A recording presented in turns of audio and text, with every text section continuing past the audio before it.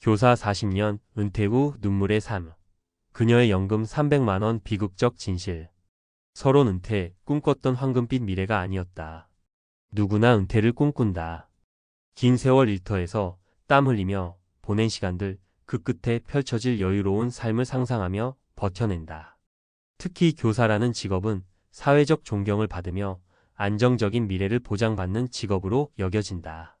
40년 동안 교단에서 아이들의 꿈을 키우며 헌신한 선생님이라면 은퇴 후에는 따뜻한 차 한 잔을 마시며 책을 읽거나 여행을 다니며 여유를 만끽할 거라 생각하기 마련이다.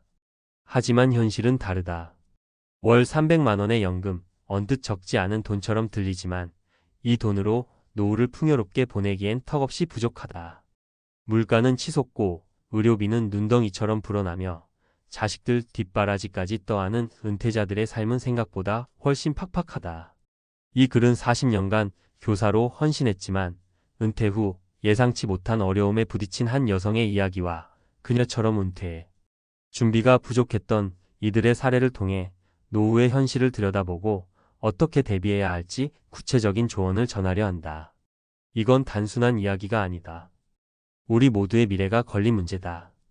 본론 은퇴 후 삶의 불편한 진실과 대비책. 1. 연금 300만 원의 현실 충분할 것 같지만 그렇지 않다. 월 300만 원의 연금은 겉보기엔 나쁘지 않다. 40년간 교사로 근무하며 국민연금과 공무원연금을 꼬박꼬박 납부한 결과다. 하지만 이 돈으로 노후를 버티는 건 생각보다 훨씬 어렵다. 우선 물가를 보자.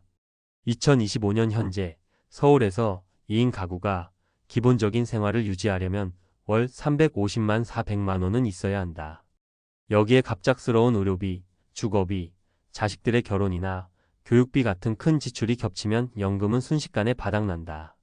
게다가 은퇴 후 소득이 줄어들면서 세금 부담은 오히려 더 무겁게 느껴진다. 연금도 소득세 대상이니 실제 손에 쥐는 돈은 300만 원보다 적다. 내가 만난 김영희 가며 62세 선생님의 이야기는 이런 현실을 적나라하게 보여준다. 김 선생님은 40년간 중학교 국어 교사로 일하며 학생들에게 문학의 아름다움을 가르쳤다. 그녀는 퇴직 후 연금 300만 원을 받으며 작은 아파트에서 남편과 단둘이 살고 있다. 하지만 최근 남편의 만성질환 치료비로 매달 100만 원이 넘게 나가고 딸의 결혼 자금 지원 때문에 적금을 깨야 했다. 젊을 때는 연금이 있으면 충분할 줄 알았어요. 근데 막상 은퇴하고 보니 돈 나갈 때가 너무 많아요. 여행? 그건 꿈도 못 꿔요. 김 선생님의 목소리엔 깊은 한숨이 묻어 있었다. 은퇴 준비의 중요성 미리 시작하지 않으면 후회한다. 은퇴 준비는 단순히 돈을 모으는 것 이상이다. 재무 설계, 건강 관리, 그리고 새로운 삶의 목표를 세우는 일이 포함된다. 하지만 많은 이들이 연금이 있으니 괜찮겠지라는 안일한 생각으로 은퇴를 맞는다. 특히 교사처럼 안정적인 직업을 가진 사람들은 이런 경향이 더 강하다.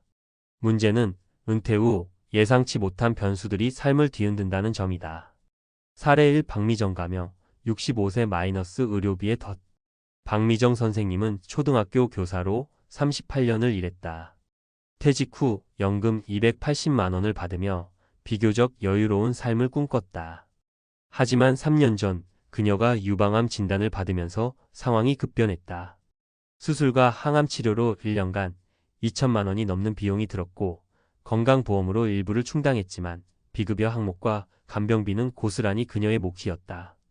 연금으로는 도저히 감당할 수 없어 결국 저축을 모두 털고 아들에게 손을 벌렸다. 교사로 일할 때는 내가 이렇게 될 줄 몰랐어요.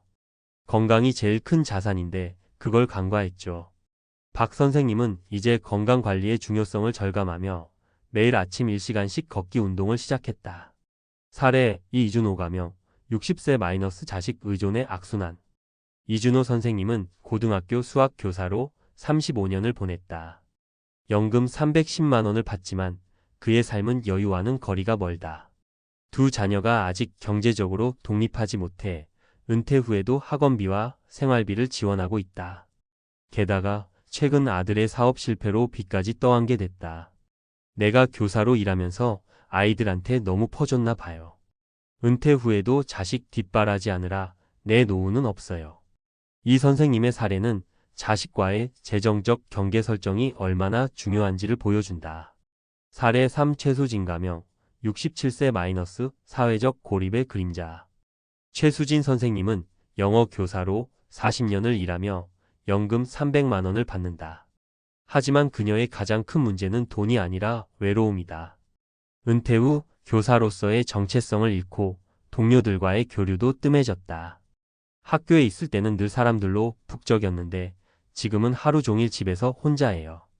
연금은 있지만 삶의 의미를 잃은 기분이에요. 최 선생님은 최근 지역 봉사활동에 참여하며 새로운 관계를 만들어가고 있지만 은퇴 전 사회적 네트워크를 유지할 준비가 부족했던 점을 후회한다. 3. 은퇴를 위한 실질적인 준비 지금 시작해야 할 것들. 이런 사례들을 보면 은퇴 준비는 단순히 돈만의 문제가 아니라는 걸 알 수 있다. 재무, 건강, 사회적 관계, 그리고 삶의 목표까지 종합적으로 접근해야 한다. 아래는 구체적인 조언들이다. 3.1 재무 설계 연금 외에 추가 수입원을 만들어라. 저축과 투자 젊을 때부터 소액이라도 주식, ETF 또는 부동산 펀드에 투자하라. 연금만으로는 물가 상승을 따라잡기 어렵다. 예를 들어 매달 50만 원을 20년간 연 5% 수익률로 복리 투자하면 약 2억 원의 자산을 만들 수 있다. 부업 탐색 은퇴 후에도 가벼운 부업을 통해 소득을 보충할 수 있다. 교사라면 과외, 온라인 강의, 교육 컨설팅 같은 일을 고려해보라. 요즘은 유튜브나 블로그로 자신의 경험을 공유하며 수익을 내는 은퇴자들도 많다. 지출 관리 은퇴 전부터 고정 지출을 줄이는 연습을 하라. 예를 들어 불필요한 보험을 정리하거나 외식 대신 집밥을 늘리는 것만으로도 큰 차이가 생긴다. 3.2 건강관리 건강이 재산이다. 정기검진, 암, 심장병 같은 중대한 질환은 조기 발견이 중요하다. 매년 종합건강검진을 받고 치과와 안과도 잊지 말라. 운동 습관 하루 30분 걷기, 요가 또는 근력 운동을 꾸준히 하라. 60대 이후 근육량 감소는 낙상과 같은 큰 사고로 이어질 수 있다. 식습관 고혈압, 당뇨를 예방하려면 저염식과 채소 위주의 식단을 유지하라. 특히 은퇴 후에는 외식보다 집에서 요리하는 습관을 들이는 게 좋다. 3.3 사회적 관계 외로움은 노후의 적. 커뮤니티 참여 지역, 도서관, 봉사단체 또는 취미 모임에 적극적으로 참여하라. 새로운 사람들과의 교류는 정신 건강에 큰 도움이 된다. 동료와의 연결 은퇴 전부터 동료들과 정기적으로 만나는 자리를 만들어라. 퇴직 후 갑작스럽게 연락이 끊기면 고립감이 커진다. 가족과의 대화, 자식들과 재정적, 정서적 경계를 명확히 하라. 은퇴 후에도 자식에게 의존하거나 반대로 지나치게 의지당하는 상황은 피해야 한다. 3.4 삶의 목표 은퇴는 새로운 시작이다.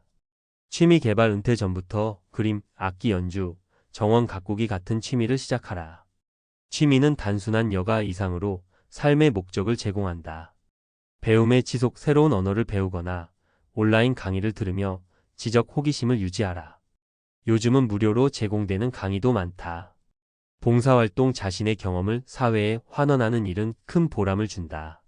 예를 들어 교사라면 지역 아동센터에서 무료 강의를 열어볼 수 있다. 4. 은퇴 후 삶을 풍요롭게 작은 변화로 큰 차이를. 은퇴는 끝이 아니라 새로운 시작이다. 하지만 그 시작이 행복하려면 준비가 필요하다. 김영입, 박미정, 이준호, 최수진 선생님의 사례는 우리에게 중요한 교훈을 준다. 연금 300만 원은 결코 적은 돈이 아니지만 그것만으로 노후를 버티기엔 부족하다. 재무 설계, 건강 관리, 사회적 관계, 그리고 삶의 목표를 체계적으로 준비해야 한다. 지금 30대, 40대라면 아직 시간이 있다. 매달 소액이라도 저축하고 건강을 챙기며 새로운 취미를 탐색하라. 50대라면 지금이라도 늦지 않았다. 지출을 점검하고 부업을 고민하며 은퇴 후의 삶을 구체적으로 그려보라. 결론, 당신의 은퇴 지금부터 준비하라. 40년간 교단에서 헌신한 교사의 연금 300만 원이 비극으로 끝나지 않으려면 우리는 지금 행동해야 한다. 은퇴는 단순히 돈의 문제가 아니다. 건강, 관계, 그리고 삶의 의미를 함께 준비해야 하는 종합적인 프로젝트다. 김영희 선생님처럼 예상치 못한 지출에 허덕이고 박미정 선생님처럼 건강 문제로 저축을 잃거나 이준호 선생님처럼 자식에게 의존하거나 최수진 선생님처럼 고립감에 시달리지 않으려면 지금부터 작은 변화를 시작해야 한다. 은퇴 후 눈물의 삶이 아닌 웃음과 여유로 가득한 삶을 꿈꾼다면 오늘 한 걸음 내디뎌 보자. 당신의 노후는 당신이 만드는 것이다.